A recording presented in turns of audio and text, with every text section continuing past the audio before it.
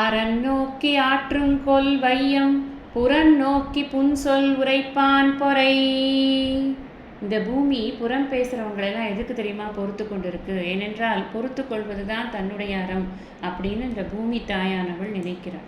அதனால் அறத்திற்கு மதிப்பு கொடுத்து அவள் பொறுத்து கொண்டிருக்கிறாள் அப்படின்னு ரொம்ப வேதனையோடு சொல்கிறார் வள்ளுவர். இதை புரிஞ்சுக்கிறதுக்கு ஒரு குட்டி கதையை நம்ம சிந்திக்கலாம். சமிதன் அப்படின்னு ஒருத்தன் இருந்தான். மகத நாட்டில் இருந்தான். வசவபுரம் அப்படிங்கிற ஊரில் நல்லா பாடுவான்.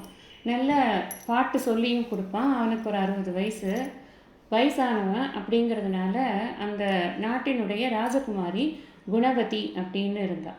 அவள் பாட்டு கற்றுக்கணும்னு ஆசைப்பட்டா. சரி, இவன் வயசானவனாச்சு, இவன்கிட்ட பாட்டு கற்றுக்கிட்டோம் அப்படின்னு அந்த ராஜாவும் அவளை அனுப்பினான். இவன் பாட்டு கற்றுக்கிறான். ஆனால் இவனை நம்பி அவன்கிட்ட போனால் அவனுக்கு இவள் மீது காதல் ஏற்படுகிறது. அவளோட சேர்ந்து வாழணுன்ற ஆசையை அவன் வெளிப்படுத்துகிறான். இவளுக்கு இஷ்டம் இல்லை. அதனால் இவன் பாட்டு கற்றுக்கவே போகலை. எனக்கு வேண்டாம் பாட்டேன்ட்டு விட்டுடுறான். அதுக்கப்புறம் இந்த ராஜா ஏதாவது தப்பாக நினைக்க போகிறான், இவே தான் முன்னாடி போய் சொல்லிட்டான்னாக்கா அப்படின்னு சொல்லிட்டு அந்த சமிதன் என்ன பண்ணுறான், அவன் முன்னாடி போய் ராஜா கிட்ட உங்கள் பொண்ணு சரி கிடையாது, அவள்கிட்ட நல்ல குணமெல்லாம் இல்லை, இந்த மாதிரி அவள் தப்பு பண்ணுறா அப்படின்னு சொல்லி இவன் பண்ணணும்னு நினச்சதெல்லாம் அவள் பண்ணணும்னு நினச்ச மாதிரி போய் போட்டு கொடுக்குறான்.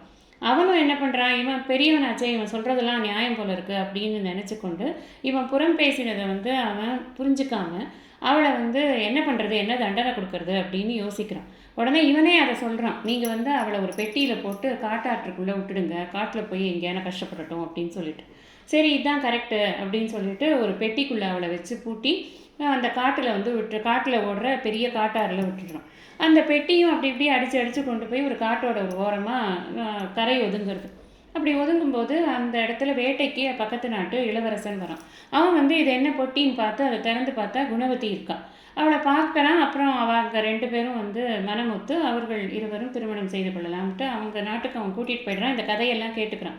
இந்த கதையெல்லாம் கேட்டுட்டு அவன் என்ன பண்ணுறான், அவனுக்கு நல்ல ஒரு பாடம் புகட்டணும், அவன் இந்த வேலை பண்ணதே உன்னை பார்க்குறதுக்கு தான் அப்படின்னு ஒரு கரடியை வேட்டையாடி வச்சுருந்தான். அந்த கரடியை இந்த பெட்டிக்குள்ளே போட்டு பூட்டி வச்சுட்டு அங்கேயே வச்சுட்டு போயிடுறான்.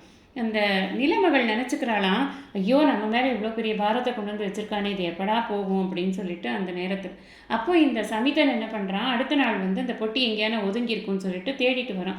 போய் இந்த பொட்டியை பார்த்தோன்னா எனக்கு ஒரே சந்தோஷம், அதுக்குள்ளே குணவதி இருப்பா, நம்ம அப்படியே எடுத்துன்னு போயிடலாம் அப்படின்னு சொல்லிட்டு திறக்கிறான். ரொம்ப பசியோடு இருக்கிற அந்த கரடி என்ன பண்ணுறதுன்னா அவனை பிடிச்சி பாஞ்சு அப்படியே அவனை தின்னுடுறது. அந்த நிலமகளுக்கு ரொம்ப சந்தோஷமா, அப்பாடி நமக்கு ரிலீஃப் கிடச்சிது, இதெல்லாம் நம்ம தாங்க வேண்டியதில்லை அப்படின்னு. ரொம்ப அழகான கதை இல்லை?